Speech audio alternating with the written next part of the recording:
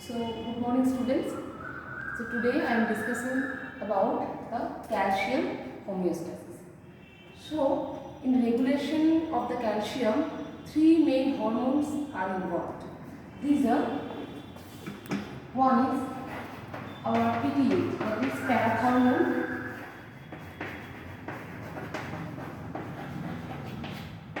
Next is vitamin D, and another is calcitonin. So these three are mainly important for regulation of the calcium in our body. Or these three are mainly responsible for maintaining the calcium homeostasis.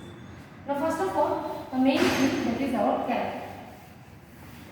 parathyroid, or rather we can call it parathyroid hormone.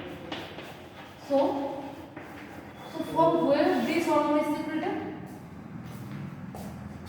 This hormone is secreted from the parathyroid gland.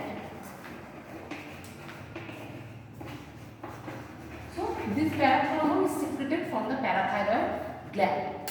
In this parathyroid gland, there is two types of cell. One is Chief cell and another is oxyphil cell. You all know it better. Anatomy. So this parathyroid hormone is secreted from the Chief cell of the parathyroid gland. And this parathyroid gland, there are four parathyroid glands. They are located bilaterally, right sided and left sided over the thyroid gland capsule. If you consider this is the thyroid gland, then these four parathyroid glands are there: superior, inferior, bilateral, right and left. So this gland contains the Chief cells and oxyphil cells, and the parathyroid hormone is secreted from the Chief cells. So this Chief cell, they can secrete parathyroid hormone, they can degrade parathyroid hormone, and they can also store the parathyroid hormone according to the need of our body. Now, what is the biochemical structure of this parathyroid hormone? So, next topic is our biochemical structure. So, this parathyroid hormone is a peptide hormone with no prosthetic group. It is very important because it contains no prosthetic group. And this parathyroid hormone is secreted from the Chief cell in the form of pre-proparathyroid. So, pre-proparathyroid hormone. And after secretion from the Chief cell, it goes within the endoplasmic reticulum lumen. And here one enzyme present, that is our signal peptidase. And this signal peptidase cleave the pre portion, that is about 25 amino acid sequence are cleaved. This sequence is the signal peptide sequence. So this is cleaved. This signal peptide 25 amino acid sequence is cleaved, and now the portion is proparathyroid. And this proparathyroid comes in Golgi body, and within the Golgi body another enzyme is there, that is our clipase B. And this clipase B again cleave at about 6 amino acid pro sequence. We can call it the pro sequence. So this is cleaved by the clipase B in the Golgi body, and it is in the endoplasmic reticulum. So ultimately this portion is our parathormone. The remaining portion is our parathormone containing 84 amino acids. So when the Chief cell secrete the pre-proparathyroid, it contains 150 amino acids. Look, pre-proparathyroid hormone secreted by the Chief cell containing 150 amino acids. And then it comes in the endoplasmic reticulum lumen. Here the enzyme signal peptidase is present. It cleaves a 25 amino acid pre-sequence. This sequence can be named as signal peptide sequence. And now the remaining portion is proparathyroid hormone. And this proparathyroid hormone containing 90 amino acids. And then this proparathyroid hormone comes in the Golgi body. And within the Golgi body, the enzyme clipase B again cleave another 6 amino acid sequence from the N-terminal. All the cleavage occurring from the N-terminal. So another 6 amino acids from the N-terminal is cleaved, and the remaining portion, that is 84 amino acids, that is the active portion, that is our parathormone. So this is the synthesis of parathormone. Now if we consider, this is the synthesis of parathormone. Clear, students? Now if we consider the structure of the parathormone, then I can draw it like this. This is the structure of parathormone, and this is the N-terminal and this is the C-terminal. If this portion, if we number from this side, then these upstream sequence and again these upstream. So this 25 amino acid sequence is called the pre portion of the signal peptide portion. First it is cleaved. Then this 6 amino acid sequence, that is our pro portion. Then in the Golgi operator by the clippage B, this sequence is cleaved, and ultimately we get this portion, that is 1 to 84 amino acid, 1 to 84 amino acid. This portion is the parathormone. Again, among this 1 to 84 amino acid, the 1 to 34 portion, 1 to 34 amino acid portion contains, this portion is the active site, and the remaining portion, that is the C-terminal, and this is the inactive site. So this is the biochemical structure of parathormone. Clear? First 115 amino acid containing, but 1 to 84 amino acid mainly containing. Mainly is the parathormone, and the remaining portion, that is upstream 25 amino acid, first cleaved by the signal peptide, that is the signal peptide sequence, pre-portion. Then again 6 amino acid sequence in the Golgi apparatus is cleaved by the tryptase B enzyme, that is the pro portion, and the remaining portion is the parathormone. If we consider this parathormone, then again among this 1 to 84 amino acid, the first 34 amino acid containing region is the active portion, and the remaining portion, that is the C-terminal, is the inactive portion. Okay, so this is the structure of parathormone. Now, so students, this is the biochemical structure and how parathormone is synthesized. Now the next portion is how this synthesis is regulated. How this synthesis, so regulation, right? Regulation of PTH secretion. This PTH secretion is mainly regulated via 3 things. One is calcium. This is the main important regulator for the parathormone secretion. Second one is 1,25-dihydroxyfolic acid, and the third one is magnesium. Now we consider how this secretion is regulated. First consider about calcium. How calcium regulates parathormone secretion?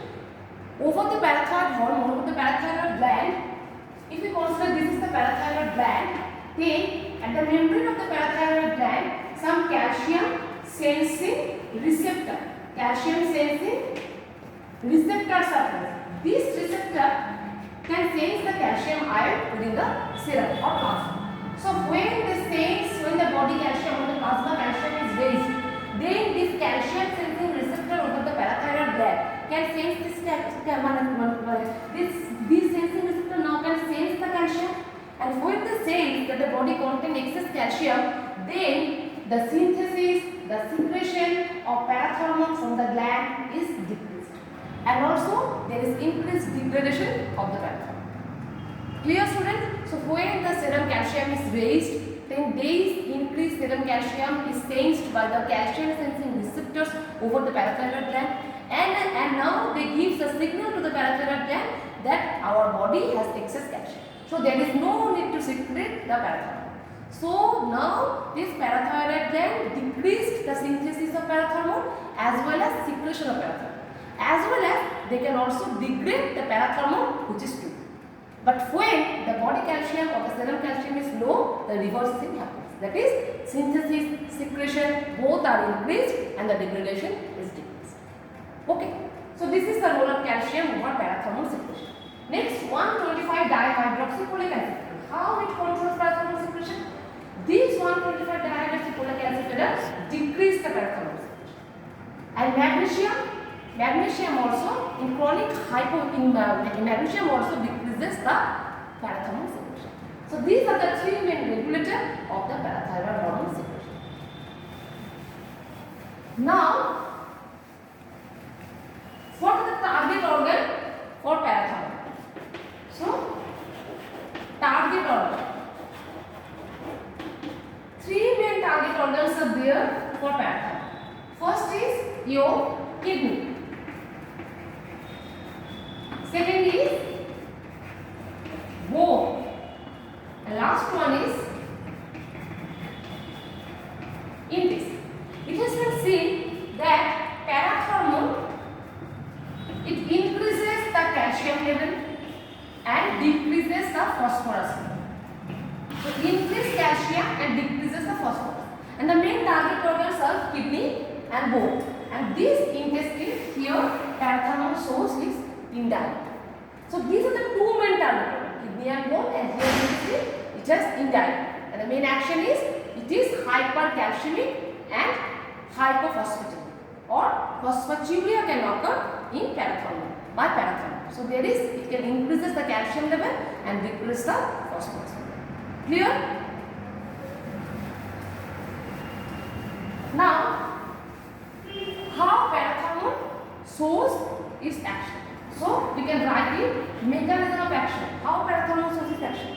So after secreting from the parathyroid gland, this parathyroid now goes towards the target organ. And the main target organs are kidney, bone and intestine. And over this target organ, one receptor is present. That is this receptor is named as PTHRP, parathyroid-like peptide receptor. This receptor is present over the target organs.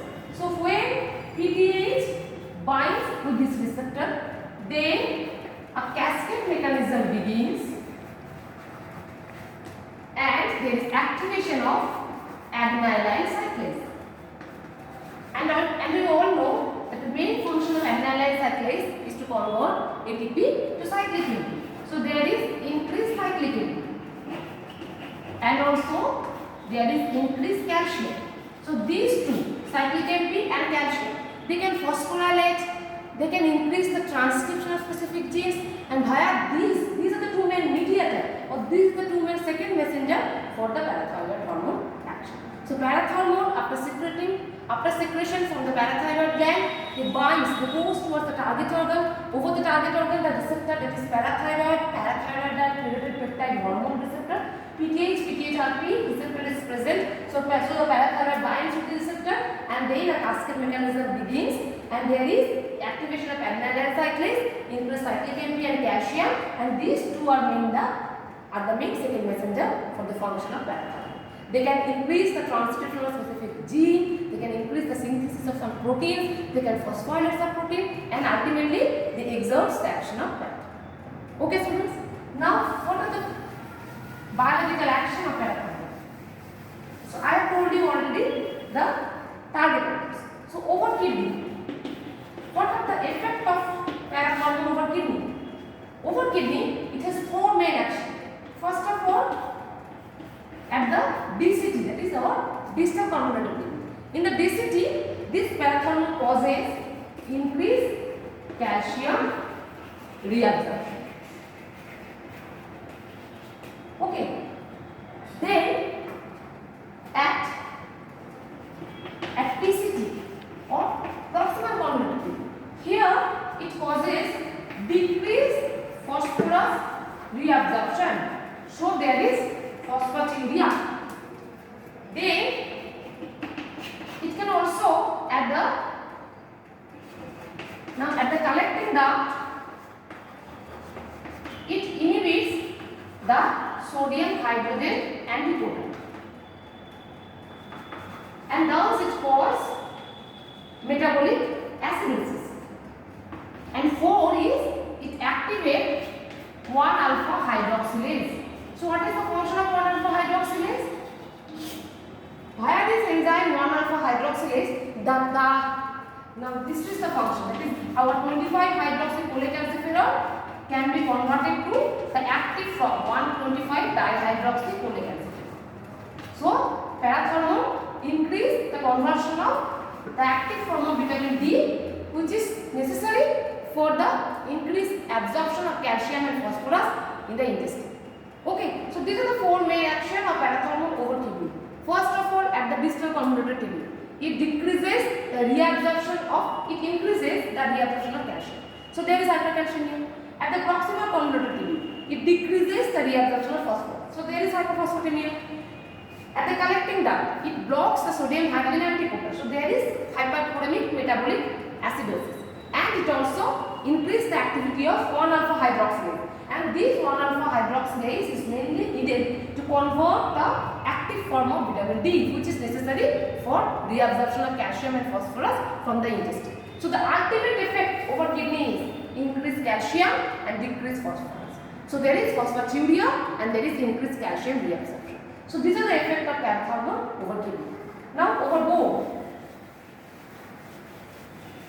Now see, what is the effect of parathormone over bone? See, over bone, it mainly causes bone resorption via osteoclast. So it stimulates the osteoclast. As the osteoclast is stimulated, so bone resorption begins and there is increased liberation of calcium and phosphorus from the bone. Okay, so osteoclastic stimulation and there is increased calcium and phosphorus from the bone, and it also causes maturation of different cells towards osteoclast in bone. Premature cells are mature towards osteoclast, and this differentiation is promoted by parathormone. So ultimately over bone, it causes bone resorption and it increases both calcium and phosphorus. But this increased phosphorus will be excreted through the urine. So ultimate effect is there is increased calcium and decreased phosphorus. Now what is the effect of parathormone over intestine? Over intestine,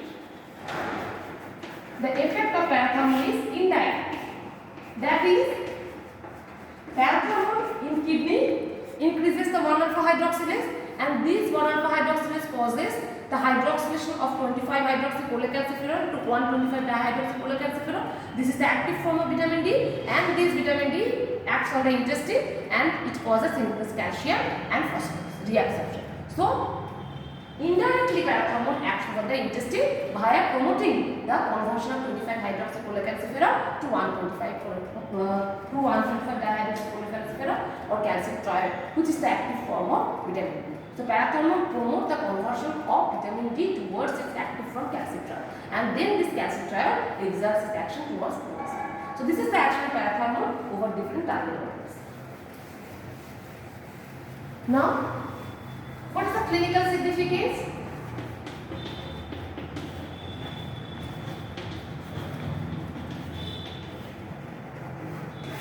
Clinical significance of parathormone.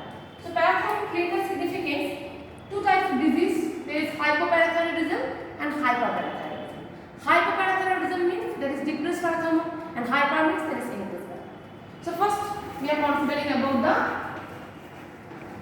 hypoparathyroidism. So in hypoparathyroidism there is decreased parathormone. So decreased parathormone means the calcium level will be less and the phosphorus will increase.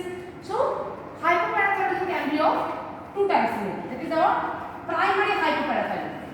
Primary hypoparathyroidism, here what occurs? There is autoimmune destruction of the parathyroid glands happens. Then secondary hypoparathyroidism. What is secondary hypoparathyroidism? During thyroid surgery, the parathyroid glands are cut out or operated. So then the secondary hypoparathyroidism occurs. And another thing that is our idiopathic hypoparathyroidism. That is unknown reason there is decreased parathyroidism. So all this leads to decreased parathyroidism. And we all know if there is decreased parathyroidism, then there will be hypocalcemia and hyperphosphatemia. And in hypocalcemia, what occurs? There will be neuromuscular excitability, there will be parasthenic neuromuscular excitability, and there will be paresthesia, and there will be laryngeal spasm, and this is known as parathyroid pain. So what is parathyroid pain? In parathyroid hypoparathyroidism, the parathormone is decreased. As the parathormone is decreased, the calcium level will be low, and as there is decreased calcium, this can cause neuromuscular excitability, paresthesia, laryngeal spasm. So the tetany-like symptoms can appear, and this tetany is now caused by parathormone. So this is called parathyroid, and this is called parathyroid tetany. So one short note may come. It is parathyroid tetany. What is parathyroid tetany? Students, please prepare this short note. Parathyroid tetany.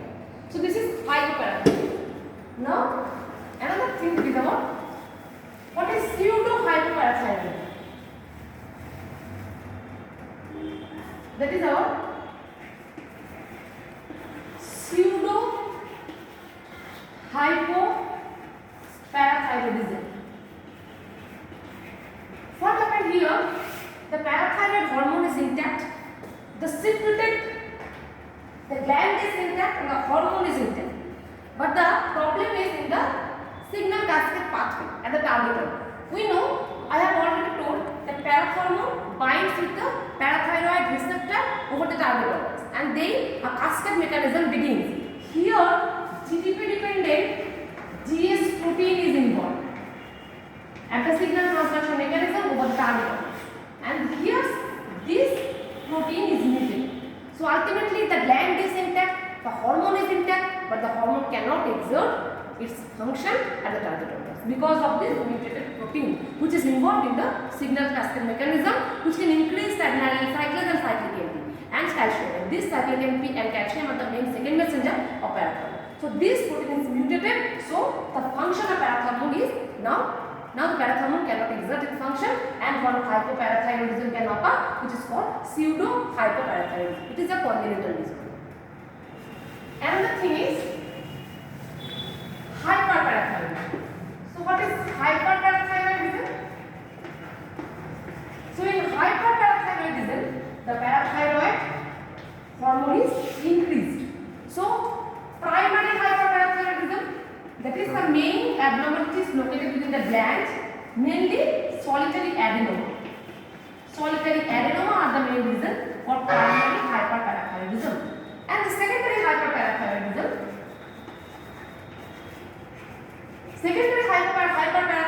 occurs mainly renal disease. How? In renal disease, renal parenchymal disease, the 1-alpha hydroxylase enzyme which is mainly responsible for formation of calcitriol. So in renal disease, this enzyme cannot function properly. So calcitriol cannot be formed, and this calcitriol, if not formed, then the calcium and phosphorus level decrease. So this decreased calcium level in the plasma is sensed by the calcium sensing receptor of the parathyroid gland. So there is more and more parathyroid hormone secretion, and this increased parathormone then acts over the bone. There is osteoclastic stimulation and there is increased bone resorption, and the bones have become fragile, weak, and there is increased parathormone secretion, and this is secondary hyperparathyroidism. So in renal disease, secondary hyperparathyroidism can occur, and the bones, and due to increased parathormone, the bones become fragile, and this is also known as renal osteodystrophy or osteoitis fibrosa cystica. Okay, so this is the clinical significance of parathormone, students. Now, another is synthetic parathormone. It is newer thing, it is synthetic parathormone. Here, it has been seen that the main functional unit or the main active form of parathormone is located within the 1 to 34 amino acid. So they synthesize a parathyroid like peptide containing 1 to 34 peptide, and this can exert the similar action over parathormone. So this is all about parathormone and how parathormone is involved in calcium homeostasis. So parathormone is mainly causing increased calcium, that is hypercalcemia, and hypophosphatemia and phosphatemia. Okay, thank you.